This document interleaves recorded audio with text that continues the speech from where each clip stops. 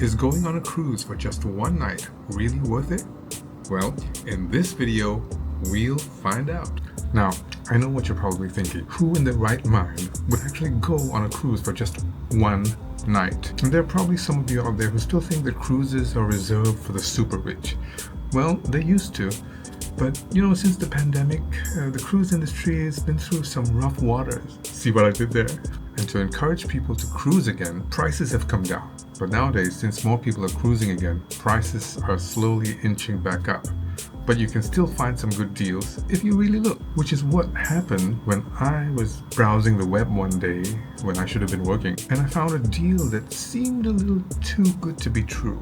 For the price of a short 45-minute flight, I was able to get a one-night stay on a Genting cruise, traveling from Singapore to Kuala Lumpur. I was going to be in Singapore anyway, and I needed to travel to Kuala Lumpur after that, so I thought, why not? This led me to wonder, though, if this really low price was really worth it. So I booked it, I went on it, and here's what I found out.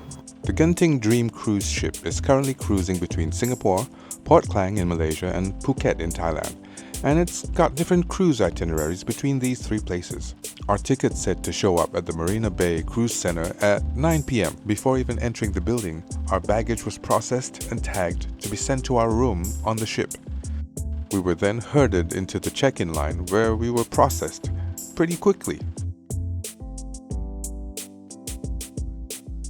The cruise itinerary we joined was the 2-night Singapore, Port Klang and back to Singapore route. And so there were other guests that were there on the 2-day cruise.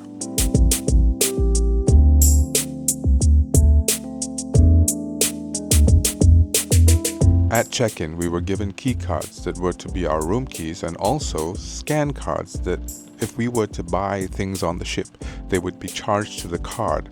After check-in, we were then asked to go upstairs to wait for our turn to clear immigration. I think the whole check-in process took about 45 minutes. Look at the amount of people that's still here. The check-in time was at about 5 p.m. today, and they started boarding at 7. Now, we came in at about 8:45-ish, so the lines weren't as long, but we still have to wait. You can see behind me lots of people who are quite excited. Some are on their very first cruise. Some people are on their, well, hopefully not last. It's time to go. Let's go. When we arrived, there were still a lot of people there, but most of the guests had already boarded the ship, so the wait wasn't too long. And there it is, in the flesh or in the metal. The LEDs are pretty nice though, because they can make words and messages that you can actually discern when you're maybe 500 to a kilometer away, 500 meters to a kilometer away. But when you're this close, you can't tell what they're saying. But what it's saying is, welcome to cruising, right? Thank you. Thank you. Almost there.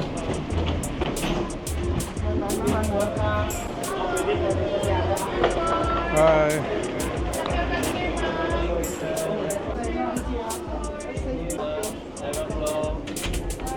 Coming onto a new ship.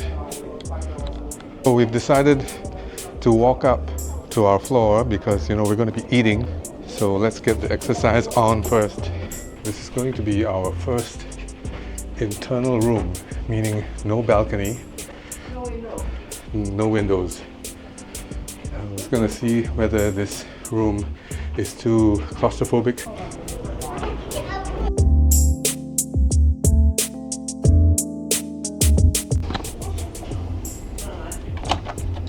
And here's the internal room. Ours was pretty small, but clean and nicely appointed.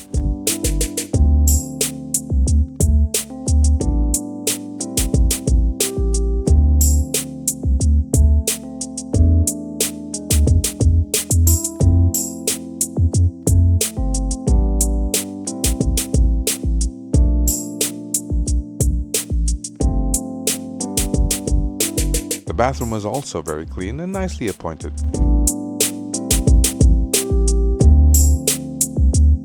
Okay, this is a bit strange. Why is the water level so high?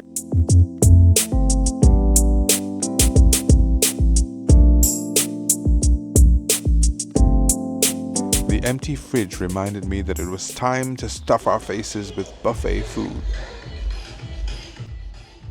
Look at the line of hungry hordes of people trying to get into the buffet.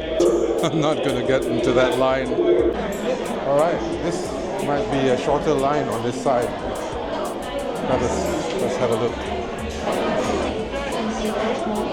What I found a little strange was the fact that they had their little safety announcement during the time when everyone was rushing to the buffet. And I don't know about you, but the last thing that's on my mind when I'm at a buffet is how to put on a life jacket. This is interesting. The crew are holding up a sign saying all services are suspended until the safety announcement is completed.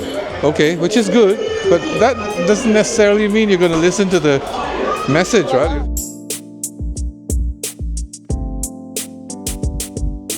And it's really tough for you to actually pay attention because everyone else is going back and forth, blocking your view from the guy who's showing you how to put on the life jacket. So I suggest maybe go back to your room and turn on the TV, and they have the same safety announcement going on there. So you should learn the safety procedures there after you've had your dinner, of course.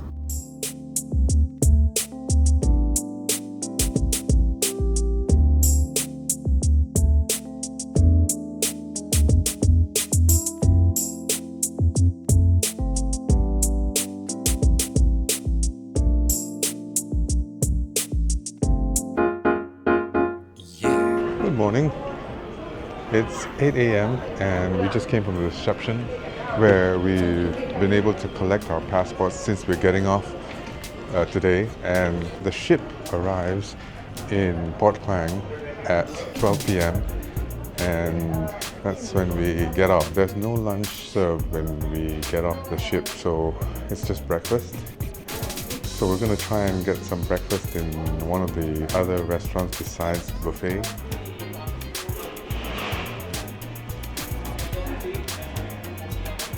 Oh, that's really interesting. The casino is just everywhere on the ship. There's no delineated area that's specified just for casinos.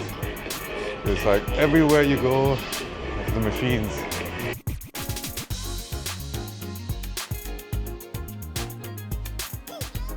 There's shopping on board, and it really feels like a large duty-free store. Okay, we're going to level 7 to get a bit of a Western breakfast. It's quite interesting. The difference between this ship and the ones from Royal Caribbean is like at the staircase area. In Royal Caribbean, they've got lots of artwork displayed, whereas this one is just pretty much simple and empty.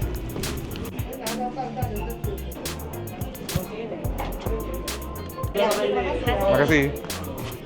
I pretended to be an Indonesian dude.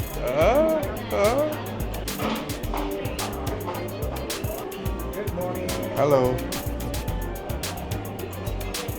Oh, there's a Western breakfast, and on this side is the Indian breakfast. Oh my gosh, there's so much food to be had.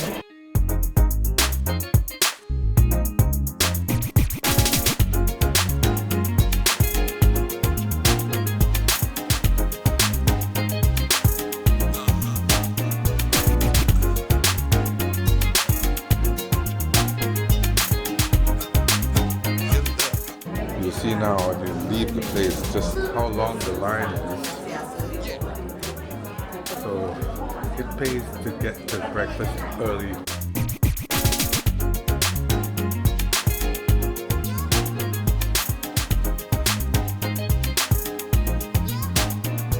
This is pretty interesting. You can actually borrow game tablets so that you can do some online gambling in the comfort of your room or bathroom.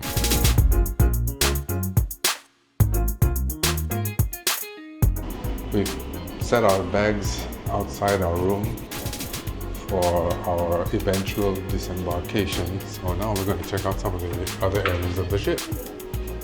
Oh, what a nice looking salon. Too bad it doesn't apply to me.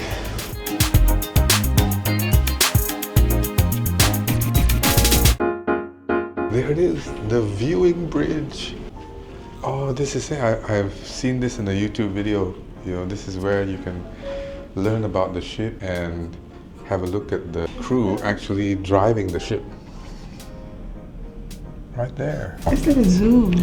It is like a zoo. You're like looking at the species of captain and first officer, and there they are communicating with each other in their own special nautical way. So the captain saying, "So, what do you have for breakfast?" And the first officer, who's from the Philippines, says, "Oh, I had some adobo." It is. The third officer is Filipino. Yeah, you can see where we are and all that. I don't understand this, but it's not touch screen.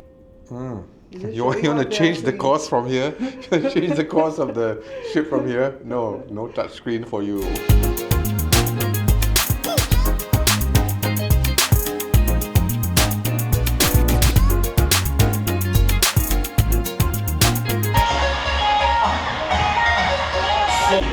Two, one, and jump.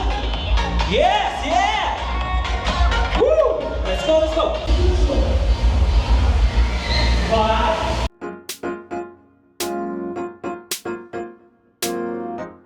Are we going for it? Oh no, I'm kind of nervous now. We're going for this obstacle course. To be honest, I am kind of terrified to go today, even though I've done this thing before. But that was so long ago. I'm not even standing right there and I feel nervous already. This is scary, this is scary, this is really scary. I've done it before, yet I'm so scared.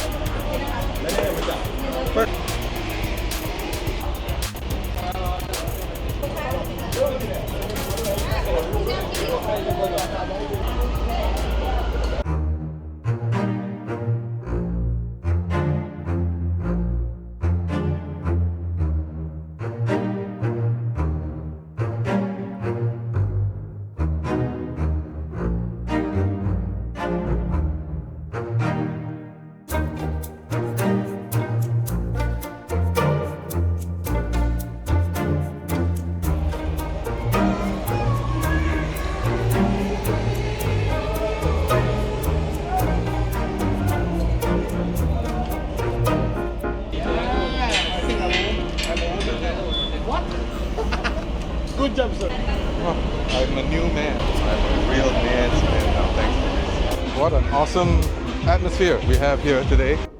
It's now 10:41 and our bags have been taken. Hopefully we'll see our bags at the end of the trip. Of course, as we get closer to port and we're not in international waters anymore, all the machines, the gambling machines are disabled, but there's still bingo. We're at the end of our very short journey. And what's the verdict, you may ask? I feel that it is actually quite worth it to take this cruise, even if it's just for one night. Yes, you do get on the ship pretty late in the evening. I take that back. You can actually come in early with all the other guests who are taking the full cruise. Come in at 5 and they'll start boarding you at maybe 7. If you come in early, housekeeping's here. The housekeeping just knocked on the door and told us basically it's time for you to get out. Okay, so we're gonna get out. But before that, yes, it's worth it because you can come in from 7 in the evening, have a nice buffet, walk around the ship, enjoy whatever festivities that go on the ship. The next day you get up really early in the morning, you get a chance to have a nice breakfast at some of the various F&B outlets. We actually got a chance to try the treetop adventure thing. What do you call it? The flying fox and the rope climbing, and it was a lot of fun. Scary to me, but ended up being fun, and I'm so glad I did it. And you know, if you were to do this separately, right, you'd have to pay, I don't know, 50 Australian dollars for an hour or something like that. Don't quote me. If you want to look at it as savings, then yes, you get to do all these things for a lot less value. Don't say saving money, just say it's a lot of value packed into this trip. As long as you're okay with spending a night or a day and a half waiting, you know, you have to wait in line, yes, because you know 3,000 people or more are getting on this ship at the same time. So yeah, you got to contend with that. So if you're one of those type A personalities that can't stand waiting too long, well then maybe this might not be for you. But you know, you get a chance to relax and get to see what the ship is like for a relatively low cost, because it's basically the price of a flight from Singapore to Kuala Lumpur. And you know, the airport in Kuala Lumpur is about an hour away from the city anyway, which is about the same time that it takes for you to get from Port Klang to Kuala Lumpur. So I'd say go for it. This is Jinx signing out. Gotta go get some more buffet before we leave the ship.